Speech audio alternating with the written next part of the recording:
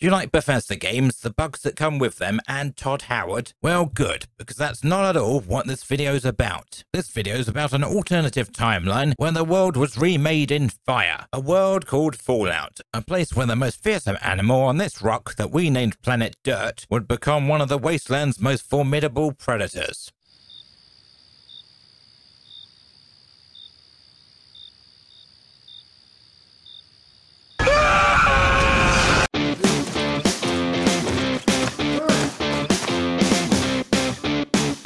Comedians are scary, I know. This is what happens when you overindulge your pet lizard's buff-out addiction. Well, actually, that part may have only happened in my imagination. I've been a big fan of our resident Scaly Boys, ever since encountering them in Fallout 2, with a particular fondness for the ones from New Vegas. As for the scaly inhabitants of Fallout 4, I'm a bit undecided. Is it just me, or does Fickums here look like he's been hitting the juice? What I'm far more bummed about is how Bethesda hamstrung them. Oh, fare thee well, New Vegas Ninja Claws. I shall greatly miss you. But anyways, as much as I enjoy these overhyped lizards, upon close inspection, I came to the fairly obvious realization that their very existence seems to hinge on a pile of writing commonly referred to as...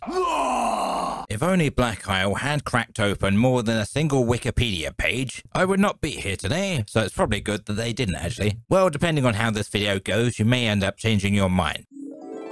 Yo, dude, bro, it's a lizard, and it has horns. No way! It's kind of like a Tarrasque. Yeah, like totally, bro. But should we check? Make sure it's got all the attributes we need. Like, no way, dude. Don't worry about it. Some handsome fella will come and totally fix it like later, okay? It just works. Enough from the uninspired tale of how these creatures came to be. Thanks to the rather noticeable oversights by the scribes at both Black Isle and Bethesda, I get to present you with this horrific video I created. I'm so sorry.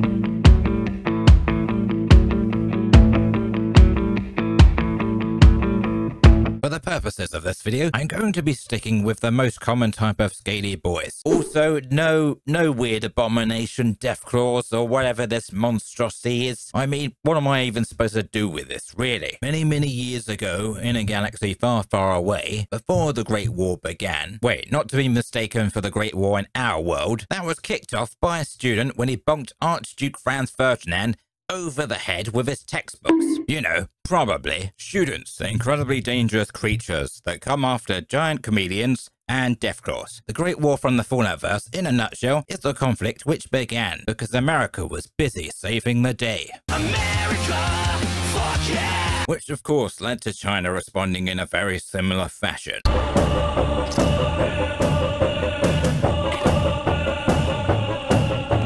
And just like that, the entire planet went utterly ballistic, sending nukes soaring through the skies, like a raider who's jacked up on so much jet, convinced it's a brilliant notion to break into a military base and steal a fat man, not to be confused with an aging Hollywood actor, good old Uncle Sam, and to create cheap replacements for his foot soldiers. Hoorah! He'd clearly become rather tired of his infantrymen consistently getting themselves blown to smithereens. Wait, cheap, that can't be right. Allow me to squeeze on in here. Welcome to Genetic Engineering 101, as taught by me. Am I a genetic engineer?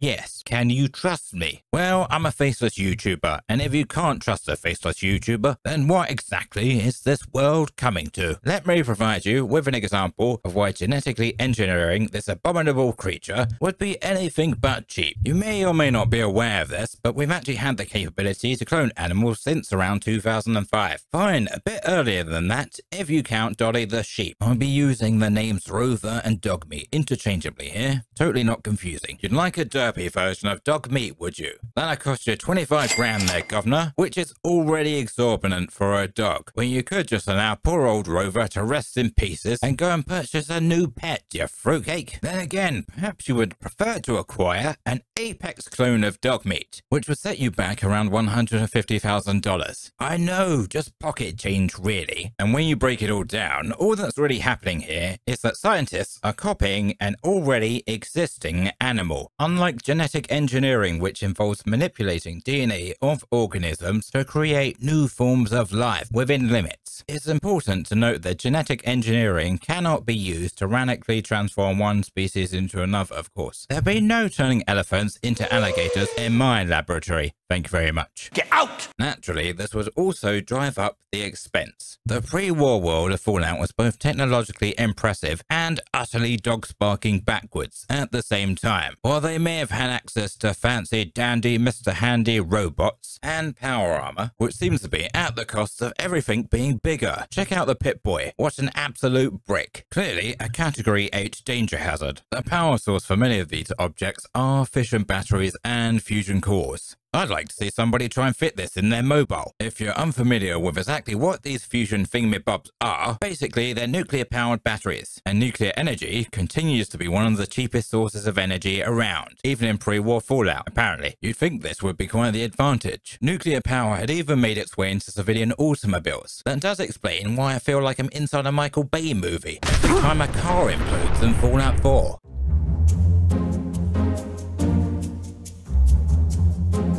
Oh look, a boxed cardboard steak washed down with a side of rocket ship fuel. Crikey, would you look at that sugar overdose just waiting to happen?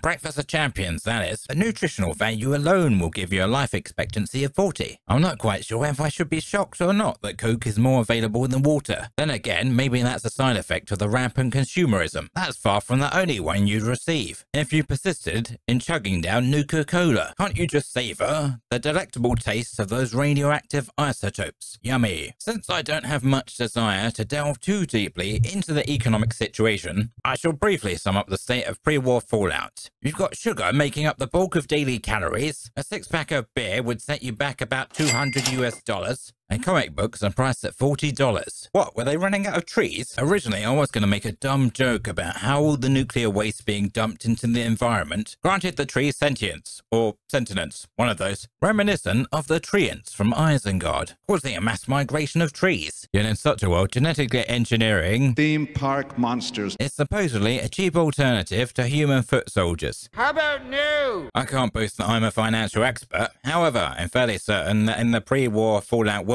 someone in the US government really needs to run the numbers again. Oh, we're not done. The minimum time it takes to clone a dog is around 6 months. I highly doubt that creating a deadly reptilian beast of mayhem would take the same duration of time. Perhaps engineering a pint-sized Godzilla might require a smidgen more patience. You know, just a tad. While I cannot claim to have created a Deathclaw myself, it wouldn't be that much of a leap to interpret that engineering a Deathclaw would most likely demand a high level of sophistication and advanced genetic engineering, anything but a cost-effective replacement for human soldiers. Moreover, unless we're breaking entirely from any kind of reality, wasting more resources on an unknown doesn't seem to make much sense when considering the many conflicts happening around this period within the Fallout world that came to be known as the Resource Wars.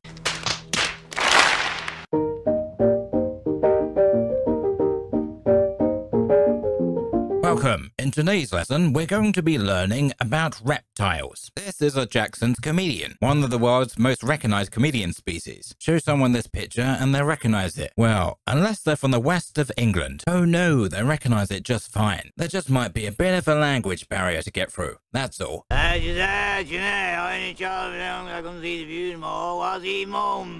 like most reptiles, it's cold-blooded. Not really a great choice for night ops. But anyway, let's imagine for just a moment that we're the big brainiacs in charge. And the goal here is to create low-cost replacements for human infantry, which we've already failed at. Oh darn it, I knew we shouldn't have given Bruce from accounting the week off. Despite this setback, what are the core attributes we'd want this creature to have? Strength, aggression, and durability. I'll go ahead and add intelligence up on the board also. At least dog-level intelligence would be desirable, since you would ideally need your scaly little monster of mayhem to have at least trainable intelligence, because without it, you'd run the risk of falling headfirst into serious problems, such as these. Bravo 6. Going dog. Laser sets the target. Once locked on, the acoustic signal triggers the attack. Hold on, take two, that man's an idiot. Bravo 6. Hey, buddy, you can hit the target. Remember, you're a trained soldier, you can do this. I believe in you. Going dog. Soldier remembers how to do his job. Oh my days, it's amazing. The other problem is fairly simple as well. Basically, the same problem they had at the start of Jurassic Park 1. Yeah, I don't think having your transport staff eaten by Deathclaws is really going to work out in the long run. By now, you may be considering that creating a beast that's so dumb it cannot tell friend from foe and requires a soldier to be present at all times is maybe the worst it can get. But oh no, if you cranked up their intelligence stat too much, then you'd get a far worse outcome. Then it would be quite possible you'd be at risk of having the Deathclaws you just created outsmarting you and running off to start a life of pacifism in Vault 13. Well, then you'd have no choice but to send the notorious Frank Horrigan, the Wasteland's #1 mutie lover. You've gotten a lot farther than you should have. But then you haven't met Frank Horrigan either. Your ride's over, mutie. To brutally eliminate all the nice Deathclaws. Can't afford to leave a brand new species alone in a vault living a life of love and pacifism. How absurd. Right guys, I have to apologize since I mentioned at the beginning of the video that I was not intending to deal with any abomination Deathclaws. Well, you see, that's not gonna be quite possible because Deathclaws are walking, roaring, staring abominations.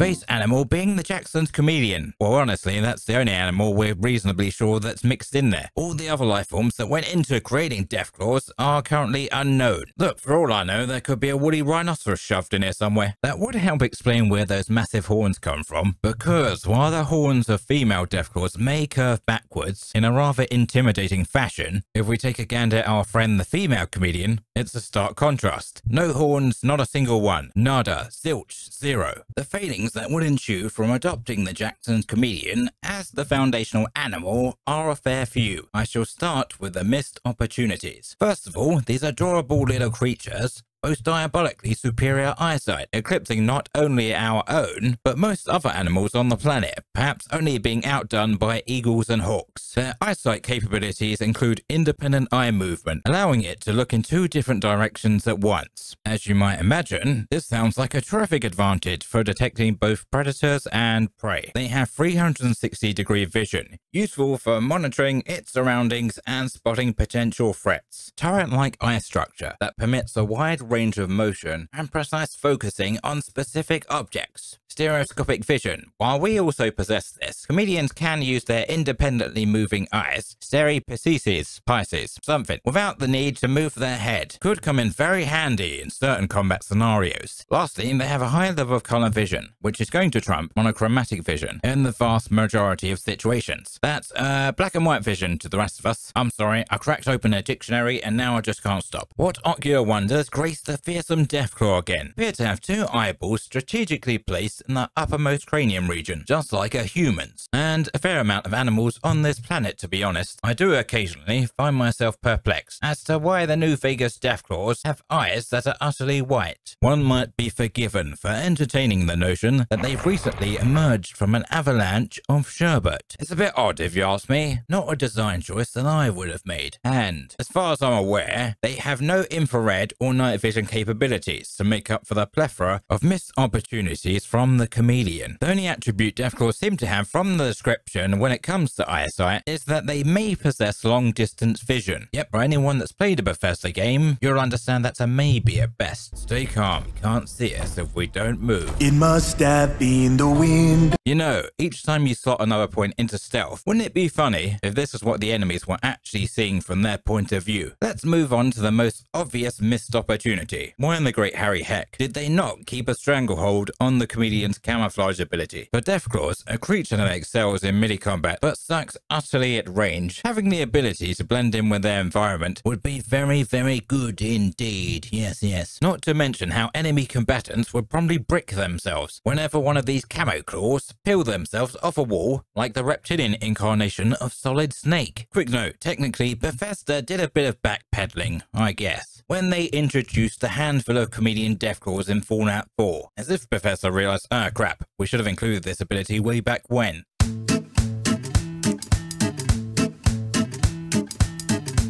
You'd think that the attributes of the Jackson's chameleon would have served the Deathclaws well in their role as a close-quarters combat force, and I find it more likely than not that they would have been going up against fairly well-armed opponents, opposed to Little Orphan Annie. These forces would most likely originate from various regions, including China, the Middle East, Europe, and Canada. They're kind of like Americans, but they speak French. Now then, in spite of possessing very little knowledge regarding the technology levels and military capabilities of the forces within these regions, I would hesitate to label them as being weak or incapable. On the grand stage of the Fallout universe, and in the last geopolitical drama, America and China ended up going to war. I'll crush you. I'll crush you. Ooh, crush you.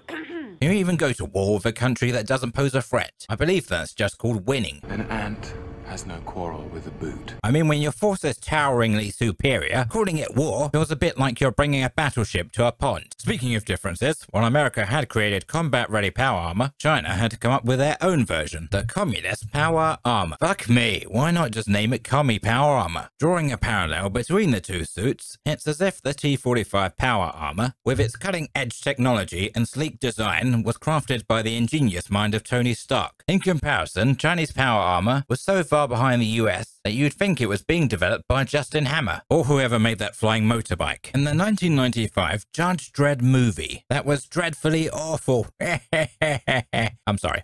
Active. Malfunction.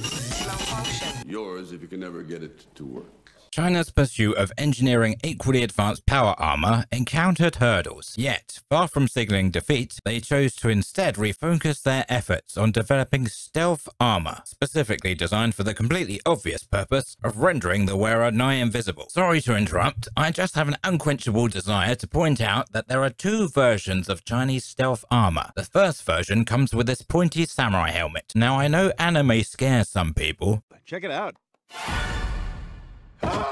So if that's too much for you, I humbly suggest outfitting yourself in the stealth suit, topped with this dapper hat. Warning, this version may bring you unwanted visions of 50 Cent. Allow me to express that while power armor may satisfy a certain power fantasy, its viability in many situations comes into question upon further contemplation. It's the kind of armor you would expect to see in the 40k universe, where everything is totally bonkers, and the empire of humanity blows up entire planets every other Tuesday. Blimey, I'm surprised they have any planets left by now. Which of these would you say is superior? A. Slowly stomp towards your enemy while apparelled in a giant trash can. Or option B. Sneak up behind your enemy completely invisible while making a fraction of the noise. I mean, I know which one I'd pick. I hope that during this section of the video, this has highlighted that Deathclaws, while having a super edgy name, would also most certainly benefit from all the advantages they could get. During my time traversing the vast digital realms, aka the internet, I've noticed the tendency when picturing Deathclaws is to paint them as these unstoppable behemoths that will break into your apartment, eat all your Cheerios, and crap thunder, which is absolutely true should you run into one while clad in leather armor and wielding a 10mm. Best of luck to you, pal. Godspeed, Spider-Man. Personally, I'll blame all this propaganda on this world-renowned TV show. Deathclaw. Or tall tales told around campfires, try saying that 3 times fast, in the Mojave wasteland of Deathclaws, destroying individuals wearing power armor, which was deployed to face off against tanks. But boy, do I have some problems with this idea. Ignoring them for the time being. Thanks to information provided by the Fallout Bible, we know power armor is incredibly effective against Chinese tanks. And surprisingly enough, that's not me hodgepodging around with the script in an attempt to spice it up a smidge. Another excerpt from the Fallout Bible describes power armor as a man-based tank. And here is an image of a Soviet tank. Only joking. Originally, I did intend to use this model since we have a lack of information regarding Chinese vehicles in the Fallout world. But then I had a brainwave. We do have a reasonably accurate guide with which we can make some educated guesses on which military vehicles would have been available pre-war. And that is the Fallout timeline itself. While there are some changes, for the purposes of this section of the video, it'll be fine. The timeline only goes really cuckoo after World War II. So after meticulously examining the timeline for any discrepancies, what I did next was carefully scroll through pages and pages of old world military stuff. Until I found the Type 59 main battle tank. While not produced until after World War II in 1958 in our timeline, that still leaves more than enough time between its production date and the resource wars for its development to occur within the Fallout universe. Even if this exact model does not exist within the Fallout world, it's reasonable enough to estimate that a similar model would have been created. Its mass is approximately 36 tons. If you're not sure how heavy that is, well, it's just a big number, innit? Look at it, just floating there. How about this? You know those stories you hear of mothers lifting a car up to save the last jammy Dodger that rolled underneath? Well, imagine that's you. Now add, let's say, 19 Toyota Camrys on top of the first car. That's a whole lot of cars. Given that, one is expected to suspend disbelief and reasonably assume that this big dumb animal, however juiced up with Ovaltine it may be, will triumph over a human who snuggled up inside of a walking tank, which are touted as being capable of slicing through Chinese forces and laying waste to entire towns without a hint of peril to the occupant. Well, I don't know about you, but I'd say that's stretching the limits of credulity. I mean, it's about as likely to happen as Bethesda releasing the Elder Scrolls 6 before every person who's played Skyrim 1 has floated up into the clouds to meet St. Peter at the gates of heaven. If anyone's about to bring up the Deathclaw's height, standing at a towering 10 to 12 feet tall, let's hammer ourselves a little comparison. This is the Hulk, who apart from being the poster boy for anger management, is also depicted in the comics as being around 8 feet tall. Didn't really go his way, did it? By the way, in Thor Ragnarok, someone already worked out that the Hulk stands over 8 feet tall, next to Hemsworth, who's around 6'3". Now, a few people may protest, claiming it's a bit unfair sticking a big scaly lizard next to the bloody Hulk. Well, those people are wrong. And I'm here to tell you that unless the creators of Deathclaws are willing to just cop out and say, yeah, when we created these genetic horrors, we actually endowed them with super strength, similar to Angry Man. The Scaly Boys are not going to be able to compete against power armor as described in the Fallout Bible. Listen, I don't care how heavily modified this science fair freak is. At its soft, chewy center, it's still an organic life form, which don't stand up well against non-organic materials. Like, oh, I don't know, metal especially designed for extreme protection. Yes, that's correct. I am referring to tank armor, but it's got really big claws. You know what they're composed of? Go ahead, I'll give you a second. Got it? Okay. Wrong. No, I'm afraid it's not titanium. The stuff Wolverine's bones are coated in, it's a hard protein called keratin. It's what animal claws, your fingernails, and even that soft silky hair on your head is made of. Because I'm worth it.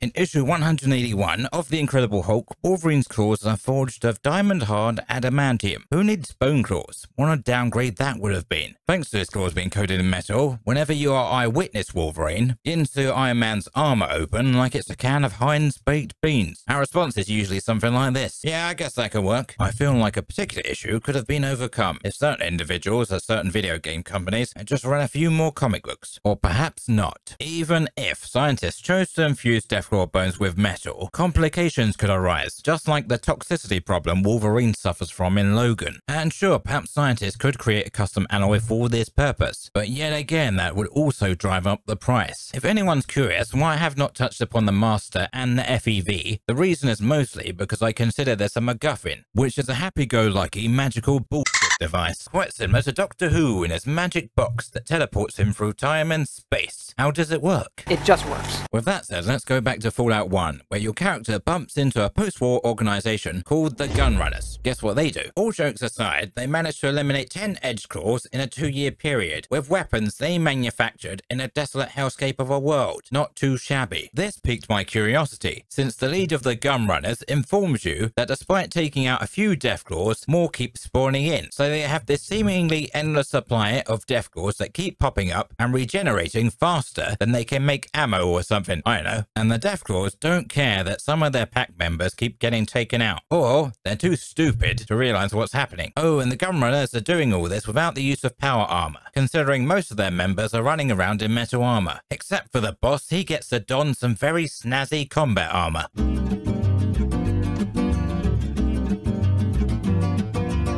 Aggression, while it may be the #1 desirable trait for a Deathclaw, you'll never guess which animal is anything but aggressive. What, the Jackson's chameleon? No way. It's as if you read my mind. It is indeed a timid and cautious animal, which when threatened, has the ability to change its color and blend in with its surroundings. Okay, time out. I feel compelled to point out that while I was partaking in lizard studies, I gained a fair amount of knowledge, like how its camouflage ability is primarily not used for defense. It's more commonly used to show emotion motion, regulate temperature, and attract potential mates. This does explain why you sometimes see them lit up like a Christmas tree. And if you wanted a far superior camouflage master, I'd highly recommend the octopus. This cephalopod is so good at blending in because it not only changes its color, but also changes its texture to match the surface of what it's touching. What? Now, that's a scary thought. You're just casually strolling around when a big lizard comes flying towards you from out of nowhere. Game over, man! Alright, now that I've corrected my partial blunder from earlier in the video that I'm 80% sure you never noticed, let's return to comedians and aggression. One of the instances when this creature does display aggression is during its pursuit of a mate. And no, that's not a euphemism for it desiring a buddy to head on down to the local pub with and get smashed with on a Friday night. Ladies and gentlemen, these displays are shocking indeed, ranging anywhere from displaying their massive horns to bobbing their heads to a fat beat, making exaggerated body movements, or perhaps worst of all, head-to-head jousting like knights of yore. Kick his ass, Dave.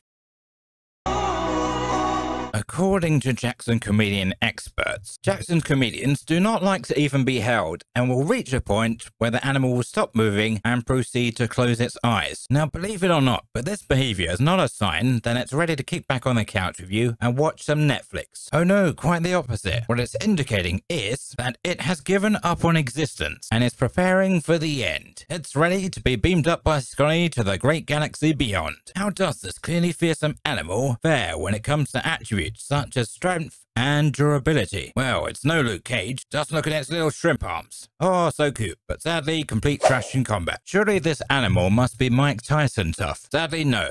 Their scales offer them some protection, more than say a gecko's, but weaker than other reptiles, including snakes. Wait, did I just say snakes? I have had it with these on this plane. Snakes, monitor lizards, and crocodiles. And humans, naturally. But really, there are plenty of animals that are tougher than us filthy little mudbloods. Which is why we need to invent stealth suits. Come on, Elon, forget about the cat girls already. You remember earlier in the video when I highlighted all the amazing aspects of the comedian's eyesight? Well, that's all true. I may have left out, however, that they are virtually blind in the dark. Yet another point taken away from Night Ops, sadly. Daytime combat operations only, I'm afraid. If the Fallout universe has ever reset, the foundational animal used to fill in the backstory of all the Edgeclaws should be a monitor lizard. Trust me, pals, after doing 5 minutes of research, I'm an expert on these now. It possesses much tougher scales than a Jackson's chameleon. Its limbs are already a big upgrade over the chameleon's tiny violin paws. And if you want aggression, this animal has it in spades. I have yet to witness a chameleon slap a lion in the face with its tail. Monitor lizards are thought to be the most intelligent lizards on the planet at the moment, I think. Do monitor lizards win these encounters? No, of course not, you donut. But personally, I still consider using one of these as the foundational animal for all Edgeclaws when it comes to attributes concerning aggression, strength, toughness, and intelligence. As far as I'm concerned, you've got yourself a major upgrade over Scooby-Doo over here. The lizard gives an impressive display of bravado, adding sound effects as it inflates.